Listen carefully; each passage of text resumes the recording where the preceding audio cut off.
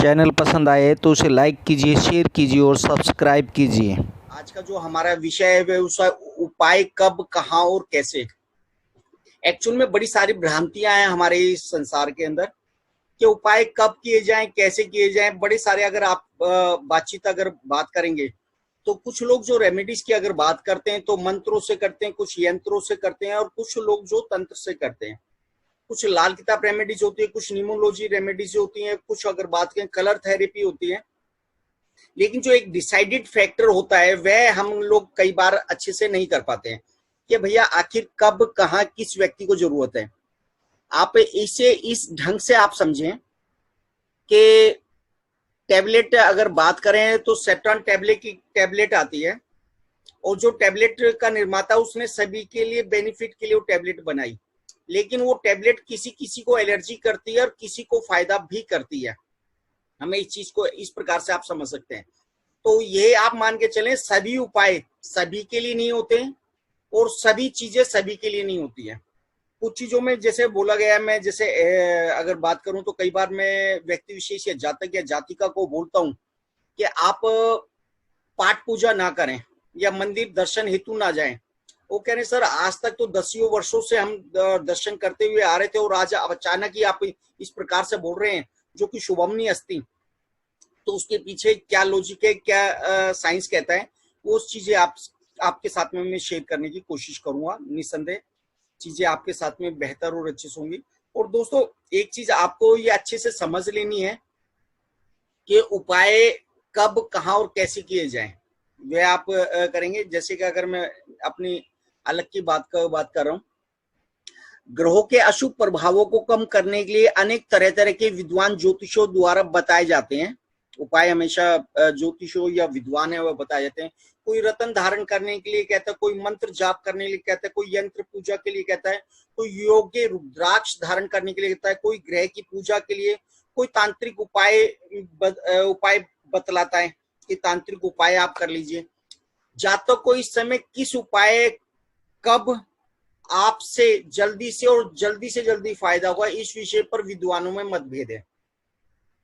ये बिल्कुल समझना पड़ेगा सर। जैसे उदाहरण के लिए आपका कोई जातक है जो हॉस्पिटलाइजेशन है, अगर आप उसे रतन धारण करने के लिए आप बोलेंगे तो रतन धारण करने के बाद में वो इफेक्ट जो करेगा वो 15 दिन से लेकर के 1.25 महीने के बाद तक में करेगा। लेकिन आईसीयू में उसे तो इमीडिएट रिजल्ट चाहिए ना सर। तब क्या किया जाए, तो हमें ये देखना पड़ेगा कि कौन सा रिजल्ट किस टाइम में और हमारे पास में उसका समय क्या है। मतलब जो भी उपाय हम करने जा रहे हैं, उदाहरण के लिए मैं वीजा की लाइन के अंदर लगा। उदाहरण के लिए मैं आज इंटरव्यू के लिए जा रहा हूँ एम्बेसी, और एम्बेसी जाने के बाद में मेरा आज ही रिजल्ट आना है यस या नो का।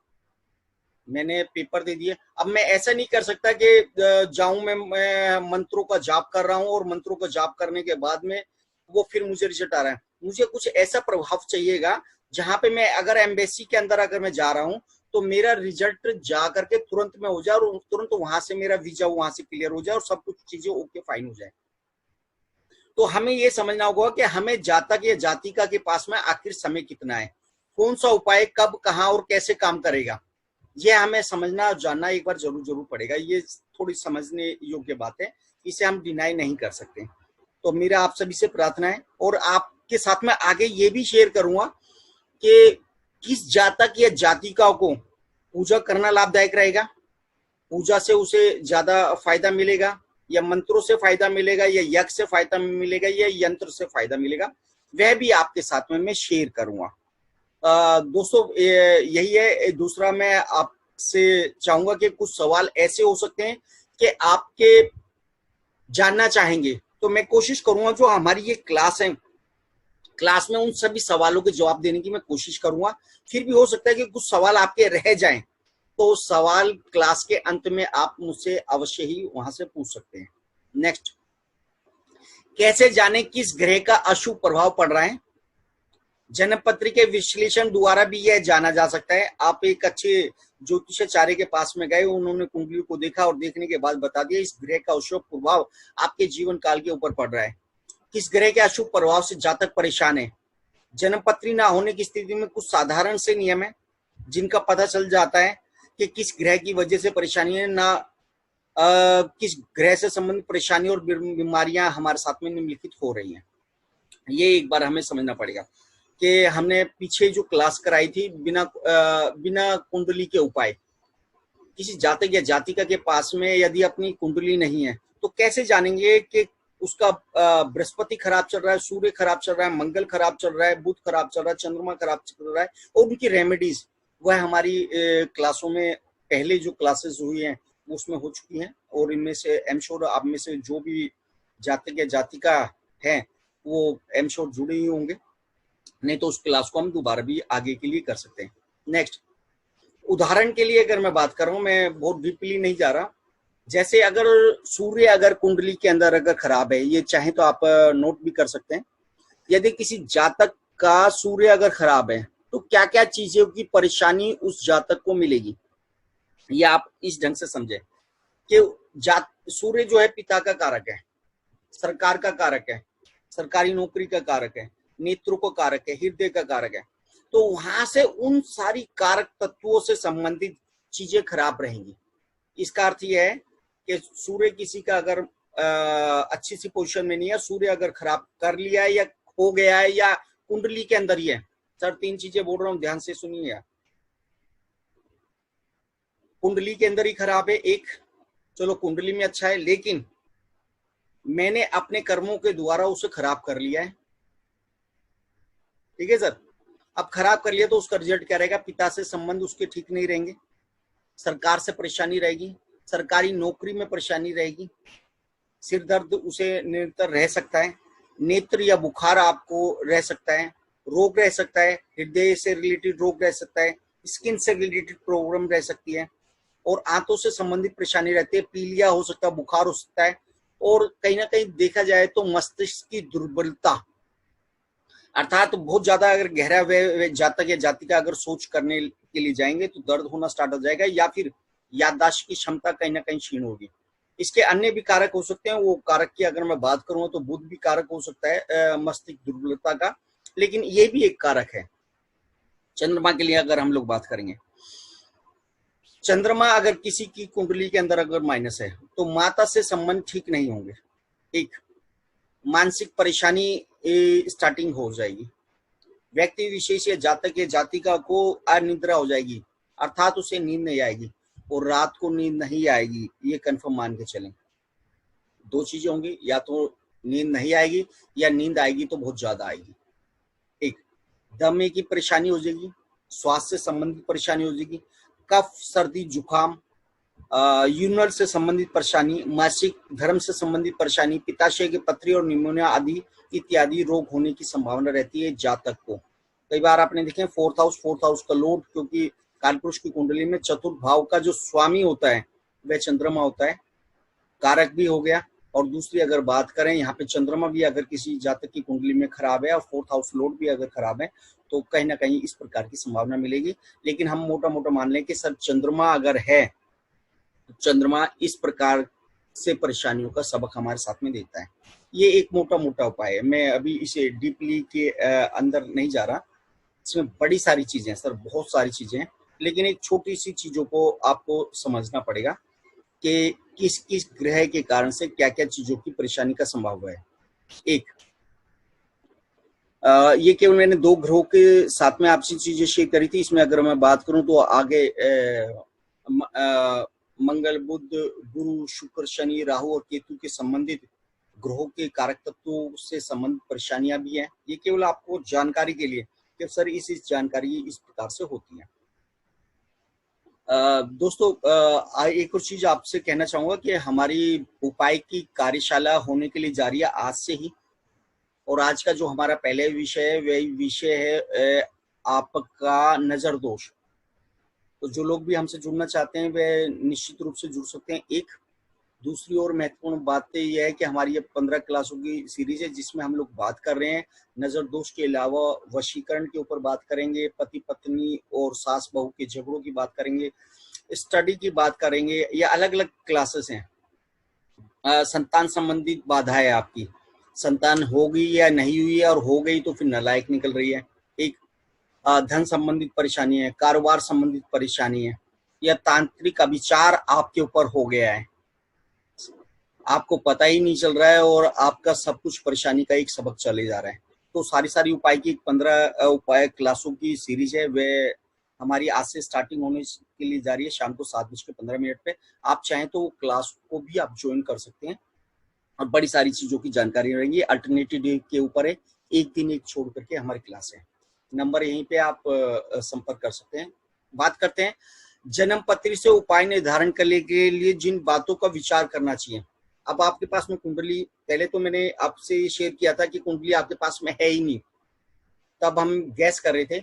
अच्छा, पिताजी से संबंध खराब है, अच्छा बुखार हो जाता है, स्किन से रिलेटेड प्रॉब्लम है, अच्छा मानसिक दुर्बलता है, तो कहीं ना कहीं सूर्य आपका माइनस होगा। चंद्रमा के लिए 20 प्रकार से, इसी प्रकार की सभी। लेकिन मैंने मान लिया कि आपके पास में कुंडली है, तब कैसे आप जानेंगे कि कौन सा ग्रह के उपाय हमें करने हैं। जन्म पत्री के उपाय निर्धारित करने के लिए जिन बातों का विचार किया जाता है वह निम्नलिखित है। केंद्र और त्रिकोण की क्या स्थिति है, अर्थात केंद्र 1, 4, 7, 10 और त्रिकोण 5वें भाव, 9वें भाव एवं लगन को भी त्रिकोण पर संज्ञा दी गई है। तो यहाँ पे कौन कौन से ग्रह विराजमान है, दृष्टि या युक्ति किन किन की यहाँ पे हो रही है। एक दूसरी, कौन कौन से ग्रह अस्त हैं और कौन कौन से ग्रह वक्री हैं, इनका भी प्रभाव मिलता है, ये हमें समझना पड़ेगा। त्रिकोण की क्या स्थिति है, त्रिकोण में कोई ग्रह बलवान होकर के बैठा है, कौन से ग्रह शत्रु क्षेत्र में है, कौन से ग्रह आपके शत्रु की राशि के अंदर बैठे हैं, योग कारक ग्रहों की क्या स्थिति है। सभी कुंडलियों के लिए अगर मैं बात करूं तो कहीं ना कहीं योग कारक ग्रहों की स्थिति बैठती है। उदाहरण के लिए अगर मैं बात करूं वृषभ और तुला लगन के लिए योग कारक ग्रह अगर बात करूं तो शनि होता है, और तुला आपका मकर और कुंभ लगन के लिए योग कारक ग्रह की अगर मैं बात कर रहा हूं तो कहीं ना कहीं शुक्र होते हैं, क्योंकि केंद्र त्रिकोण का जो भी स्वामी होगा वह आपका योग कारक ग्रह होगा। ये आप मान के चलें। जैसे आप मान के चलें कि कर्क और सिंह लगन के लिए मंगल योग कारक ग्रह होता है, तो वह केंद्र का भी और त्रिकोण का स्वामी होता है। तो ये मान के चलें कि योग कारक ग्रह अगर आपकी कुंडली के अंदर है तो उसकी स्थिति क्या है, कहाँ पे है, डेबिलिटेड स्थिति के अंदर, अच्छी स्थिति के अंदर है, किन ग्रहों के साथ में युक्ति है, वह सारा देखना पड़ेगा। कौन कौन से ग्रह नीच के या उच्च के हैं, अब ये भी देखना पड़ेगा कि उच्च का कोई ग्रह है क्या, उच्च अभिलाषी तो नहीं है, एक नीच का है।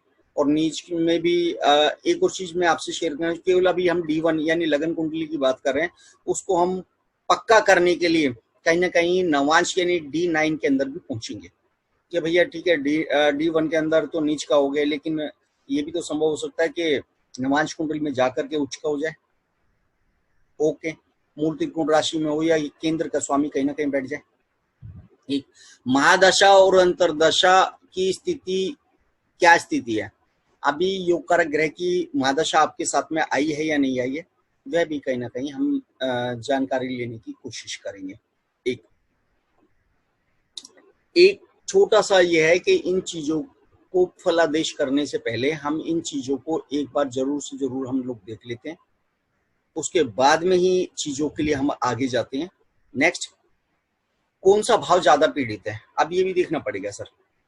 हो सकता है कि तो अब जैसे एक उदाहरण है कि केतु के लिए अगर बात करते हैं तो केतु जो है वो जिस भी भाव के अंदर विराजमान होते हैं, तो उस भाव, क्योंकि उनके अगर बात करें तो सर तो है नहीं, तो उस भाव के कारक तत्वों को तड़पा तड़पा के देते हैं, या आप मान के चलें उस भाव के कारक तत्वों को तड़पा तड़पा करके देते हैं। अगर राहु की अगर मैं बात कर रहा हूं तो राहु अचानक ही देगा, कुछ भी चीजें जो आपके साथ में फलीभूत होगी वह आपके साथ में अचानक ही देगा। तो इन चीजों को हमें समझना पड़ेगा और ये भी देखना पड़ेगा कि कौन सा भाव आपका सबसे ज्यादा पीड़ित है। भाव कारक स्वामी से हम लोग बात कर रहे हैं। अगर एनालिसिस की अगर मैं बात कर रहा हूँ तो फिर एनालिसिस बहुत बारीकी से हो जाती है। उसमें अगर मैं बात करूंगा तो D1 को भी देखूंगा, D9 को भी देखूंगा, चलित कुंडली को भी देख लूंगा एक बार कि चलित में भी क्या पोजीशन है। और अगर मैं बात कर रहा हूँ कि मुझे कैरियर वाइज अगर बात करनी है तो फिर मैं नवांश के अलावा D10 भी देख लूंगा, वैवाहिक जीवन के लिए अगर मैं बात कर रहा हूँ तो D9 भी ओके फाइन है। यदि मैं फाइनेंशियल प्रॉपर्टी से रिलेटेड अगर मैं बात कर रहा हूँ तो कहीं ना कहीं D4 भी देखूंगा, चतुर्थांश भी देखूंगा। खैर वो अलग है वर्ग चार्ट की। कौन सा ग्रह आपका सबसे ज्यादा पीड़ित है, यह भी आपको देखना और जानना पड़ेगा। कुंडली में बनने वाले महत्वपूर्ण योग क्या है? भाई जो योग बन रहे हैं कुंडली में वो कैसे बन रहे हैं? अब एक और संज्ञा दी जाती है, हो सकता है कि कोई ग्रह शत्रु क्षेत्र में बैठा होगा, जैसे हमने प्रीवियस बात करी, लेकिन अपने घर को देख रहा है। समझ रहे सर क्या कहना चाह रहा हूँ? अपने ही राशि को देख रहा है या अपने घर को देख रहा है, तो वहां के उनके कारक तत्वों को वो वहां से बढ़ा देगा क्योंकि दृष्टि वहां पे आ गई। तो इन चीजों को भी हमें थोड़ा, जिस भाव के बारे में विचार कर रहे हैं उस भाव का भावेश और कारक में क्या स्थिति है, जैसे हमने अभी बात करी महादशा और अंतर्दशा स्वामी कुंडली के लिए योग कारक है या बाधक है या मारक है। बाधक ग्रह की भी हम लोग बात करते हैं। बाधक ग्रह आपकी कुंडली के लिए अगर कौन से हैं, ठीक है सर, और मारक ग्रह कौन से हैं, तो वो चीजों को थोड़ा सा समझना पड़ेगा। विभिन्न वर्गों में ग्रहों की क्या स्थिति है, जैसे अभी हमने बात करी कि चार्ट्स के अंदर के ग्रहों की क्या स्थिति है, तो विभिन्न जिस वर्ग से संबंधित हम लोग बात करें उस वर्ग में विभिन्न जो वर्ग हैं उसके वर्गा चार्ट, तो उसके अंदर ग्रहों की क्या स्थिति है वो भी हम लोग देखते हैं। अब जैसे कि मैंने बताया कि हम केवल उपाय की अगर बात कर रहे हैं तो उपाय की बात करने के लिए तो बड़ी सारी चीजें हो सकती है। पहले हमने बात करी बिना ग्रहों की बात करी कि किसी के पास में कुंडली नहीं है, फिर हम लोग बात करी कि किसी के पास में यदि कुंडली है भी तो कैसे कहेंगे। अब एक छोटा सी चीजें शेयर कर लेते हैं उपाय के लिए, ताकि आप क्लास में जो जुड़े हैं वो उपाय से संबंधित चीजों के लिए जुड़े। किसी व्यक्ति जातक या जातिका के ऊपर नजर दोष हो गया है। अब नजर दोष तो हो गया है सर, अब नजर दोष को कैसे देखेंगे? नजर से प्रभावित व्यक्ति की निचली जो पलकें होती हैं, ये इस पे रोएदार जो बाल होते हैं वो फूल सी जाती है। वास्तव में यही नजर की सही पहचान है, किंतु उसकी सही पहचान कोई जानकारी कर सकता है। अब ऐसा मैं क्यों कह रहा हूं, ऐसा मैं क्यों कह रहा हूं वो थोड़ा सा समझना आपको पड़ेगा। अब बहुत सारे हमारे इसके अंदर अगर मैं बात करूंगा ना तो बहुत सारे हमारे जातक या जातिका इस प्रकार से होते हैं, कहते सर नजर नाम की भी कोई चीज होती है क्या? इसे साइंटिफिक चीजों में हम लोग ढूंढने की कोशिश करते हैं कि साइंटिफिक इसका रीजन क्या हो सकता है। देखिए पंच महाभूतों से ये शरीर बना है, अग्नि पृथ्वी वायु जल और आकाश, ठीक है। अब क्या रहता है कि जब भी किसी जातक को नजर लगती है, नजर लगने के अनेकों कारण हो सकते हैं, लक्षण अनेकों हो सकते हैं, लेकिन एक जो साइंटिफिक रीजन है वह मैं आपसे शेयर करने की कोशिश कर रहा हूं। तो उसमें होता क्या है कि नजर व्यक्ति विशेष के ऊपर लगी, पंचमहाभूतों से ये शरीर आपका बना हुआ है। अब क्या रहता है कि शरीर के अंदर क्या रहता है कि जो जहां पे भी बाल होते हैं रोएदार होते हैं, वहां से जब पसीने के रूप में वो आयरन तत्व बाहर निकलते हैं।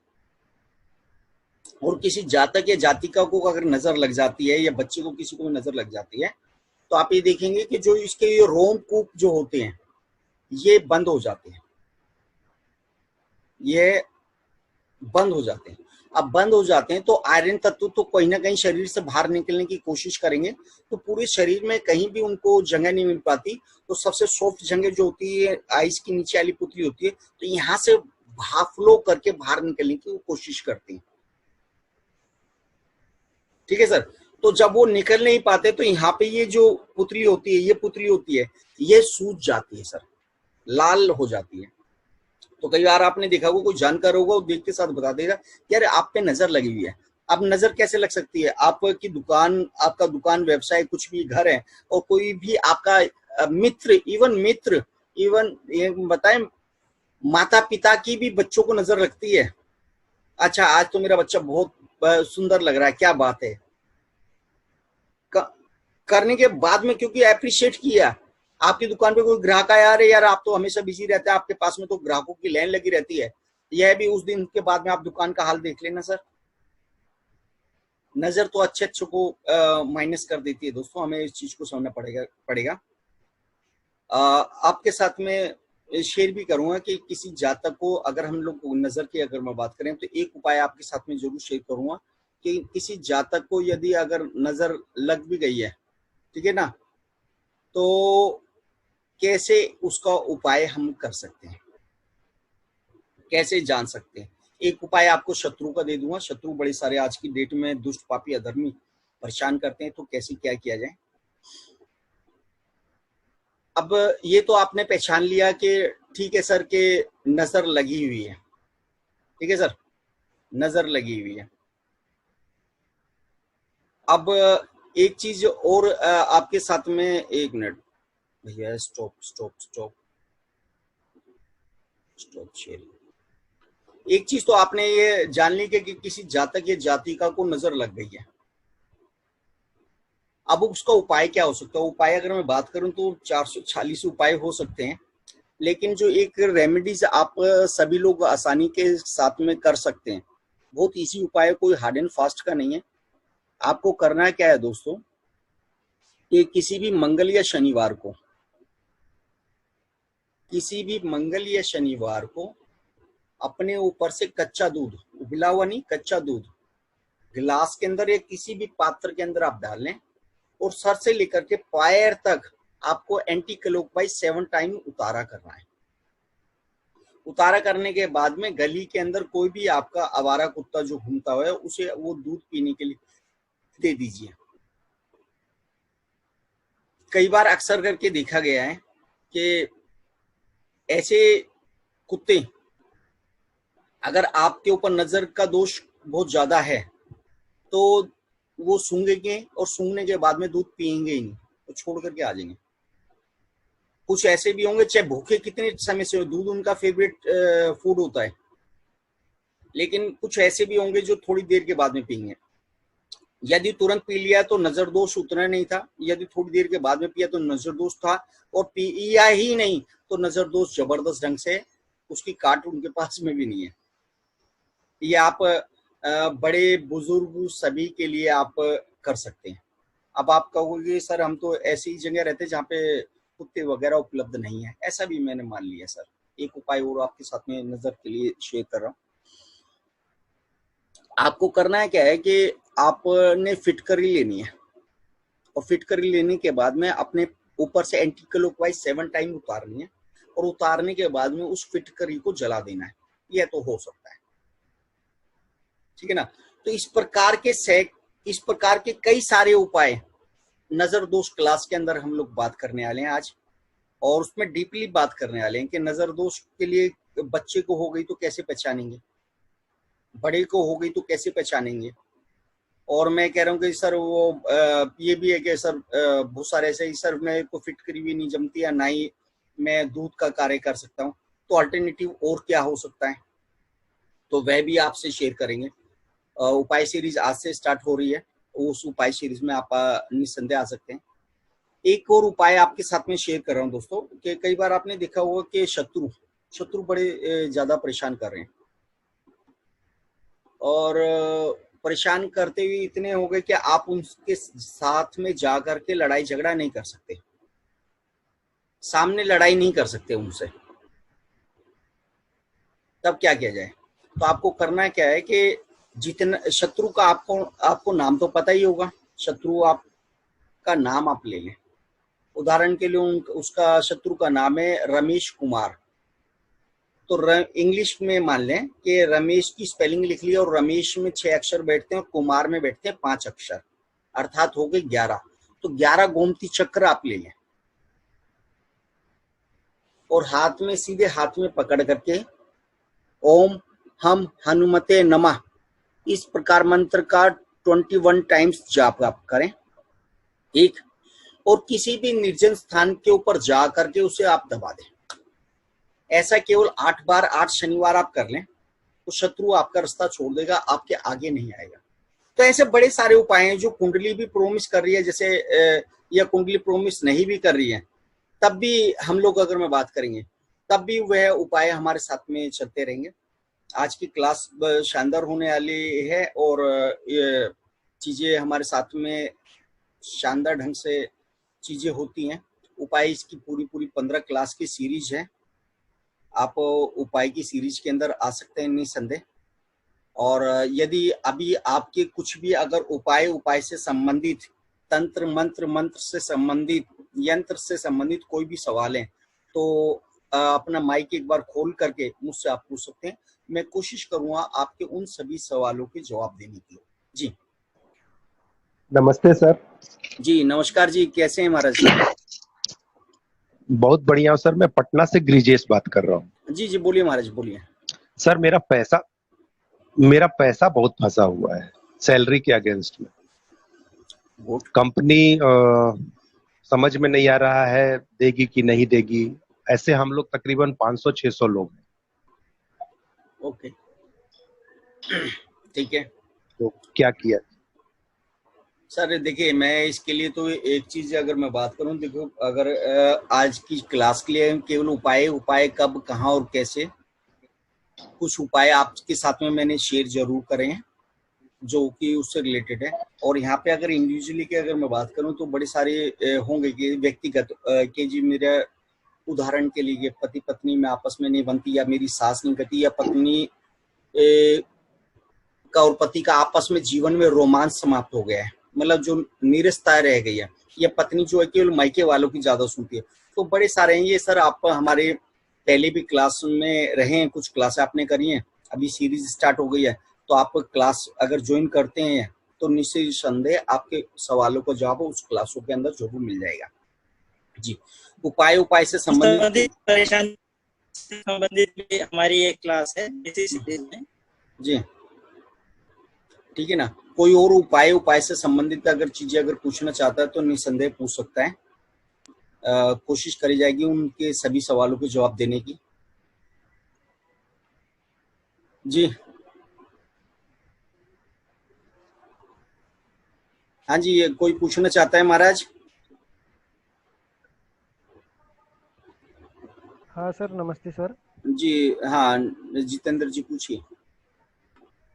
हाँ सर, मैं ये पूछ रहा था, जैसा सर आप बोल रहे हैं जैसा यंत्र का उपाय या ओके। फिर मंत्र का उपाय, जैसा अगर या किसी तंत्र ग्रह का। के लिए जाप करते हैं या शांति पूजन करवाते हैं, तो इसमें बेनिफिट सर कौन से मतलब पूजन से जल्दी मिल जाता है ऐसा? गुड क्वेश्चन, बहुत गुड क्वेश्चन। देखिए मैंने इसे आप इस ढंग से आप समझिएगा कि जो वैदिक ज्योतिष हमारी पराशर ज्योतिष है वो मदर है ज्योतिष की। बाकी अगर बात करूं लाल किताब, केपी, न्यूमोलॉजी, कीरो, हस्तरेखा, कलर थेरेपी या सामुद्रिक विज्ञान, ये सब वहीं के उसी के पार्ट से निकलेंगे। इवन पर्सन ज्योतिष भी और इवन टैरो कार्ड भी। लेकिन मैं उसमें एक चीज जोड़ना और कहना चाहूंगा कि सभी की एक अपनी लिमिटेशन होती है। जैसे कि मैंने क्लास स्टार्ट होने से पहले आपसे कहा था कि आपका पेशेंट पड़ा है इमरजेंसी के अंदर, किसी भी जातक का इमरजेंसी में आईसीयू में, तो अब उसे ठीक करना है सर, और डॉक्टर कह रहे हैं सर कभी भी इसके स्वास्थ्य से रिलेटेड प्रॉब्लम हो सकती है, अर्थात मृत्यु तुल्य कष्ट हो रहा है। तो सर हमारे पास में क्या क्या ऑप्शन है? हमारे पास में उस टाइम में अगर मैं ऑप्शन की अगर मैं बात करूंगा तो ऑप्शन तो ढेरों सारे हैं, लेकिन अभी जो प्रचलित है उसमें बात करें तो मंत्र भी हो सकता है सर, यंत्र भी हो सकता है, तंत्र भी हो सकता है, कुछ और भी हो सकते हैं। लेकिन वहां पे अगर मैं बात करूं वो हॉस्पिटलाइजेशन से ठीक होकर के वापस आए और तुरंत में, क्योंकि हमारे पास में इतना टाइम नहीं है, मैं अब उसे रतन पहरा दूंगा तो रतन कम से कम 15 दिन से लेकर के 1.25 महीने के बाद में रिजल्ट देगा, तो नहीं होगा भाई साहब। तो मुझे ऐसा एक उपाय करना होगा जिससे हॉस्पिटलाइजेशन वो बच जाए। मैंने सबसे पहले बोला था कि हमारे पास में टाइम कितना है ये देखना पड़ेगा। समझ सर, नौकरी के लिए जाना है और नौकरी के लिए ऐसी कराना है, तो उसमें आप कुछ भी आप करके मंत्र वगैरह कर जाएंगे तो वहां पे अगर बात करें तो कहीं ना कहीं वह तंत्र का एक प्रयोग आ जाएगा। बिना उस तंत्र के प्रयोग के आपकी चीजें फलीभूत नहीं होगी। तो इन चीजों को थोड़ा सा हमें देखना पड़ेगा कि समय कितना है, समय के अनुसार हम चीजों को करेंगे। एक और दूसरी और महत्वपूर्ण बात मैं आपसे कहना चाहूंगा कि जरूरी भी नहीं कि सभी के लिए तंत्र का ही प्रयोग हो, जरूरी नहीं है। उदाहरण के लिए किसी जातक का लगन, लग्नेश और लग्नेश का और चंद्रमा और गुरु का, लग्नेश चंद्रमा और गुरु का संबंध नवम भाव से नहीं है, या नवमेश से नहीं है, तो ऐसे जातक को आप मंत्र पढ़ने के लिए दे दो, यज्ञ करने के लिए दे दो, करेगा ही नहीं, तो आपका उपाय बताने का क्या फायदा है, वो होगा ही नहीं भाई साहब। ठीक है ना। तो हमें राशियों के अनुसार भी देखना पड़ेगा कि भैया इसके ऊपर सूटेबल जो रहने वाला है वो आपका रतन रहने वाला है या मंत्र रहने वाला है या फिर दान रहने वाला है। एक और बड़ी चीज अच्छी प्रचलित है, आपके उच्च के ग्रहों का कभी भी आपको दान नहीं देना चाहिए और नीच के ग्रहों का दान नहीं लेना चाहिए। एक नहीं लेना चाहिए। अब एक और स्टेप और आगे की बात कर रहा हूँ, फिर बात को विराम दूंगा। ये कई बार ऐसा हम लोग क्या करते हैं कि ये सारी विधियां तो है ही हैं, साथ में एक और चीज हम लोग आपके साथ उस जातक या जातक के साथ में करते हैं या उपाय की एक सीरीज में बात करते हैं।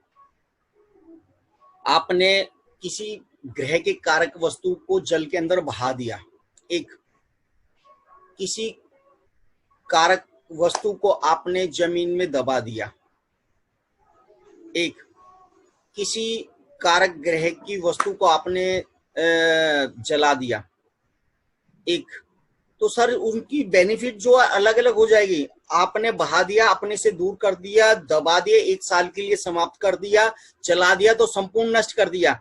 अब उदाहरण के लिए किसका शुक्र माइनस है, उदाहरण से लिए हो सकता है तुला लगन की कुंडली लगने ही है और शुक्र माइनस है, फिर क्या करोगे सर। अब हमने क्या करना है कि उसकी तासीर को बदलना है। शुक्र को मैं बाकी और किसी भी ढंग से अगर मजबूत नहीं कर सकता, मैंने मान लिया कि मेष लगन की कुंडली तुला माइनस पोजीशन के अंदर है, 7th हाउस लॉर्ड, तब क्या करूंगा सर, जो गाय जो है, सफेद गाय जो कारक है आपका शुक्र का और जवार भी कारक है आपका शुक्र का, तो मैंने क्या किया, जवार ली शुक्रवार के ही दिन और जाकर के उस गाय को जवार खिला दी। अब क्या है कि जैसे ही वो गाय खाएगी तो कभी ना कभी तो गोबर करेगी सर, उस दिन करे उससे अगले दिन करे, तो क्या होगा कि उसका जो तासीर होगी शुक्र को मैंने नष्ट नहीं किया, शुक्र को शुक्र के हवाले कर दिया और उसका स्वरूप बदल दिया। इसे आप इस ढंग से भी आप समझ सकते हैं कि 2 ग्रह, उदाहरण के लिए शनि और सूर्य जो आपस में शत्रु हैं, ठीक है सर, शनि और सूर्य आपस में शत्रु जो कि मेरे लिए है, लेकिन वर्मा जी का मित्र है आपके बुध, और मैंने यार वर्मा जी थोड़ी सहायता करवा दीजिए हमारी, तो वर्मा जी ने बुध देवता से बोल दिया प्रभु जी शर्मा जी अच्छे व्यक्ति हैं यार, इनका सुलह करा दें। तो हकीकत में जो बुध है वो शनिदेव के भी मित्र हैं और सूर्य देवता के भी मित्र हैं, तो आपस में समंजस स्थिति को वहां पे उन्होंने बना दिया। तो हमें सर ये इन चीजों को थोड़ा सा देखना और जानना पड़ेगा निस्संदेह, और कितना समय हमारे पास में वो और क्या उपाय उस टाइम में फलीभूत होगा, वह सारी चीजें आपके साथ में चलती है सर।